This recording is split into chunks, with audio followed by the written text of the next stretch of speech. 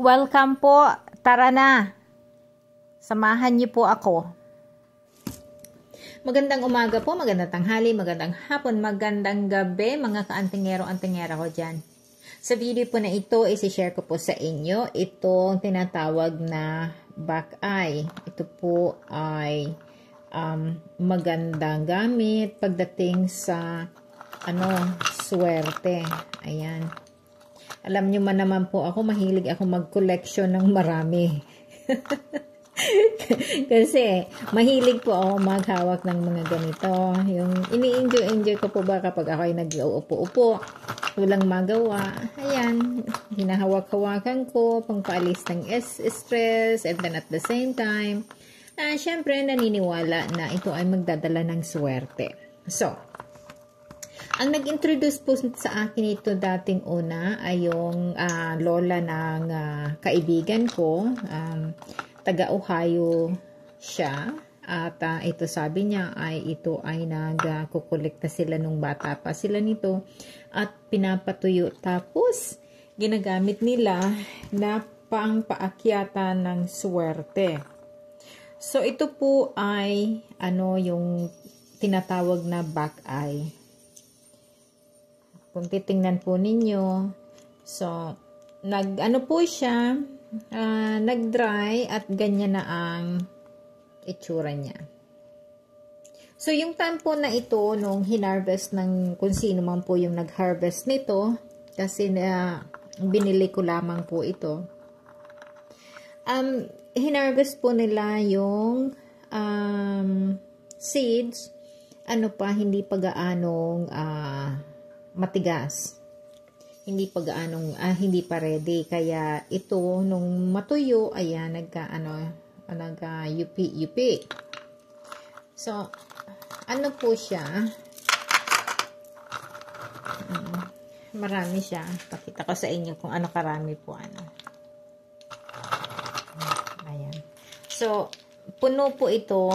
Itong container na ito. Puno ng ng back eye.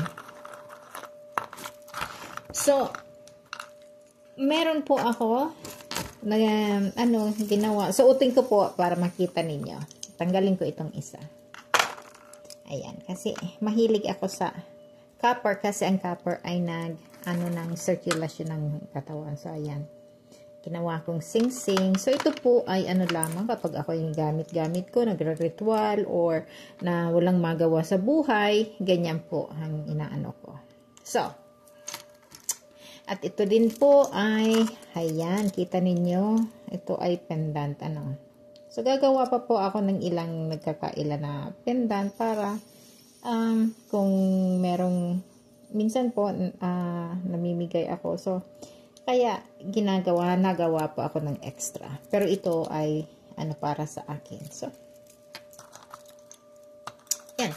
So, ang ang pagturo po nito sa akin ng lola ng ng kaibigan ko, si grandma, sabi niya, kapag kapag ilagay mo siya sa altar,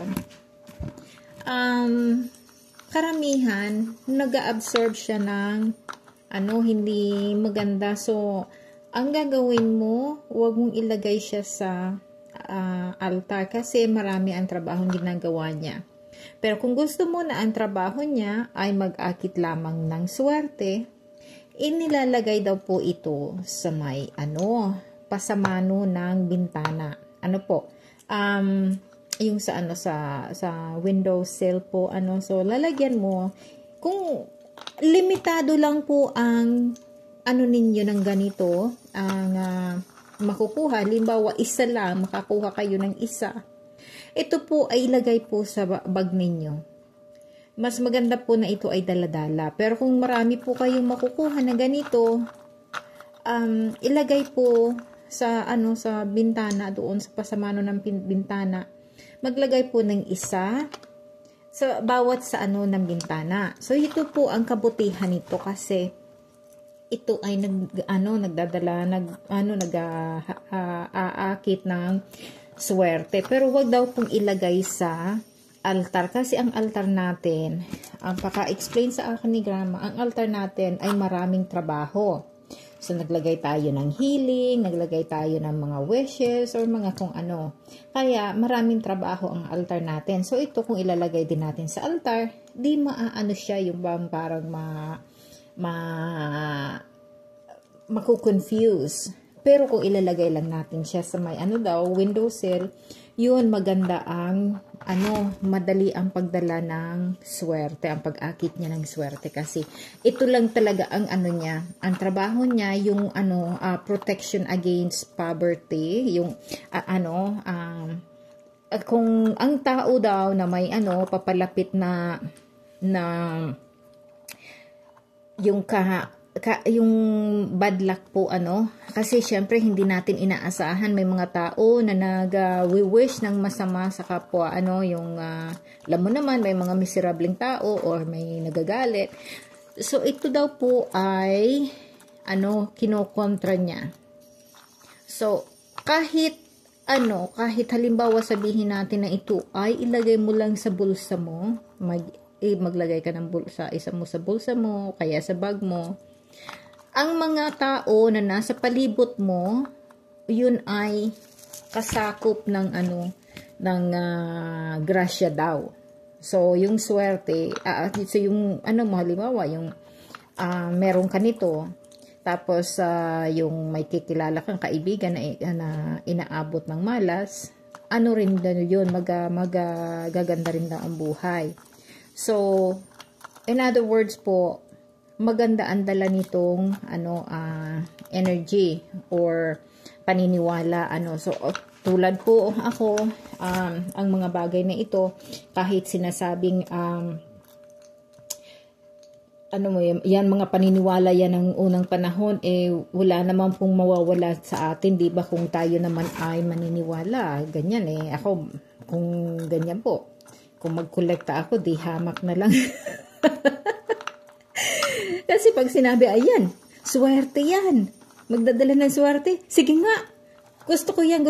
So kaya ako po, nagkakaroon ako ng marami, kasi mahilig talaga ako pag sinabing swerte yan, ayan, kasi yung natin na swerte, right away, swerte na yun, na acknowledge natin na swerte. Kahit po, yung sa tingin ng iba, ano ba yan? Bato lang naman yan. Sa akin po, hindi. Ito, swerte. Ito kaya, okay, swerte yan. Gusto ko yan. Additional yan sa mga collection ko. At, wag pakikialaman yan. Yung ganun ba? Wala akong pakialam kung pangit yan or maganda yan. Basta, ang gusto ko yan kasi magdadala ng swerte sa akin. So, yun po kasi ako lahat, gusto ko magdadala ng swerte sa buhay ko kasi wala naman pong masama, diba? Tapos kung sino man yung nakapaligid sa akin, kung makaka-share ako ng swerte sa kanila, yung vibration ko, okay na po yan. At least share tayo ng good vibration, diba? So, yun po naman ang yun naman ang goal ko sa buhay. Kaya mahilig ako magkolekta ng mga swerte na ito. So, ayan.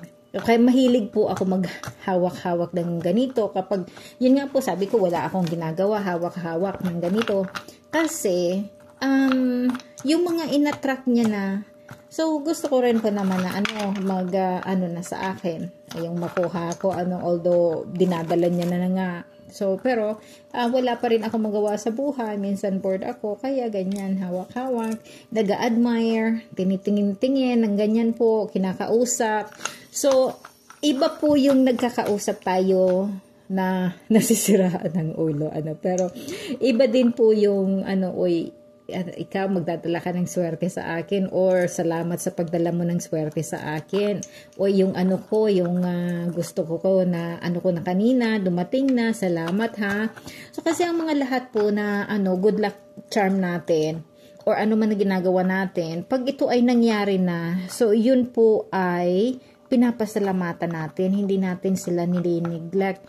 Kaya para po sa akin ang ganito, importante, nag-i-enjoy po ako. Kaya, pag nakakita po kayo ng ganito or may kaibigan kayong mayroong ganito, maghingi po kayo. Kasi wala namang masama kasi lalong-lalo na kung ano marami, 'di ba?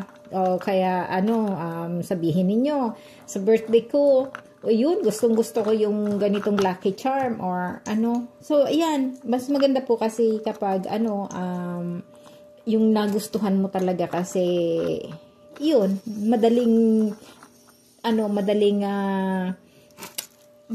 mag-connect sa iyo at madaling dumating ang swerte.